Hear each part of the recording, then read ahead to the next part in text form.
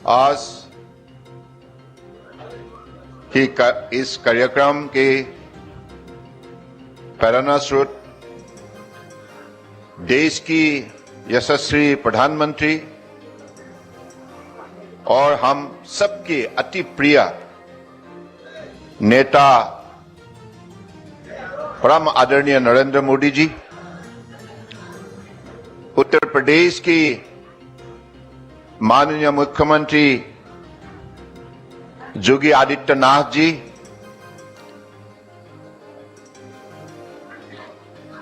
Online से जुड़ी हुई गुवाहाटी से हमारी असम के मुख्यमंत्री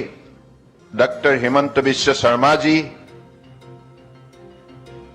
बिहार की उप मुख्यमंत्री जो पटना से जुड़े हुए तेजस्वी यादव जी, हमारे राज्य मंत्री श्रीपद नायक जी, शांतनु ठाकुर जी और उत्तर प्रदेश की परम आदरणीय मंत्रीगण, सांसदगण, विधायकगण और बिहार, वेस्ट बंगाल, असम की परम आदरणीय मंत्रीगण, सांसदगण, विधायकगण और मेरे प्यारे भाइयों और बहनों और हमारे पत्रकार बंधु, सबसे पहले मैं आप सबको इस पवित्र नगरी में स्वागत करता हूं। भगवान शिव जी का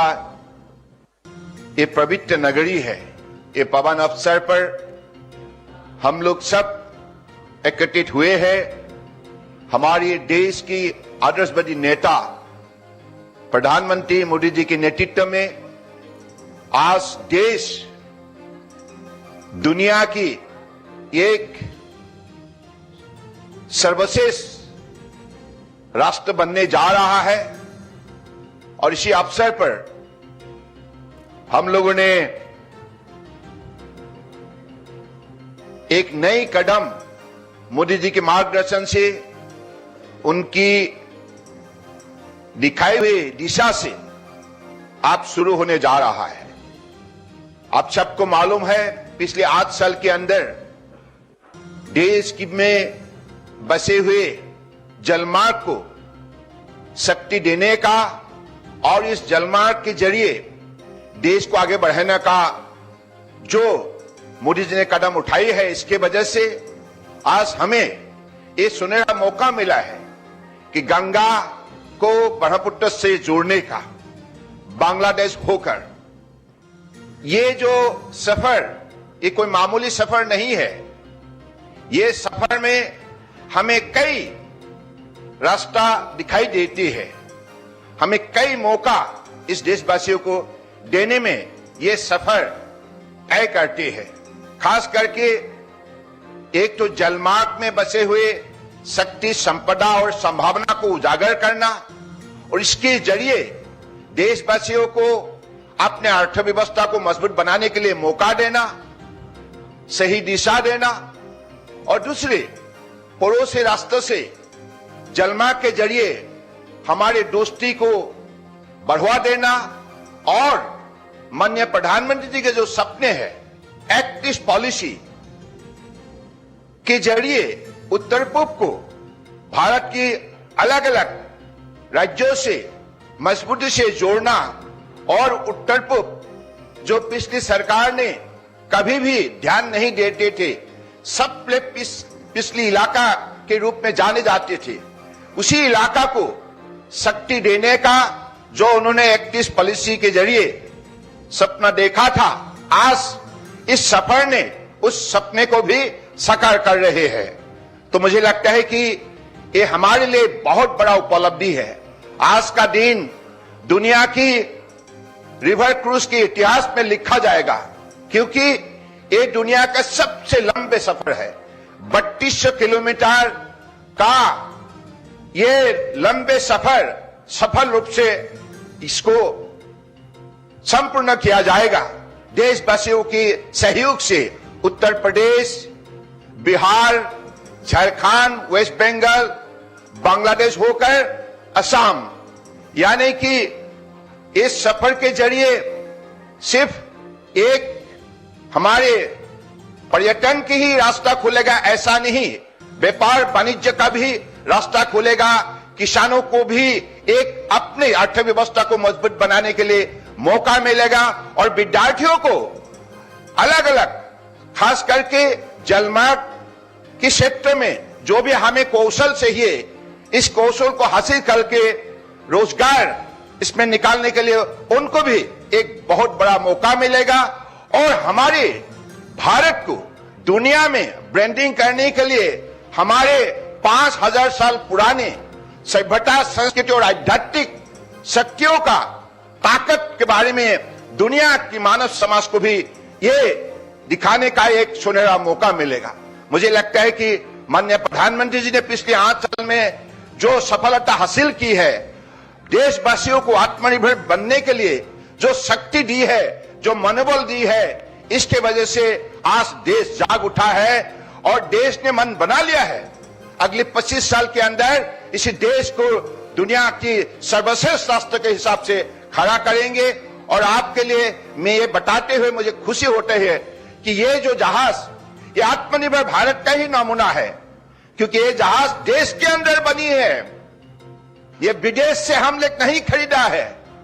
यानी कि मोदी जी ने जो सपने दिखाए थे, इसको साकार करने के लिए हम सफलता प्राप्त की है। तो मुझे लगता है ये आज हमारे सबके लिए बड़े स्मरणीय दिन है, ऐतिहासिक पल है और हम अपने देश को कैसे दुनिया के सर्वश्रेष्ठ राष्ट्र के हिसाब से हम खड़ा के, इसके लिए हम सब प्रतिबद्ध होना जरूरी है। इसी शब्दों का साथ मैं फिर से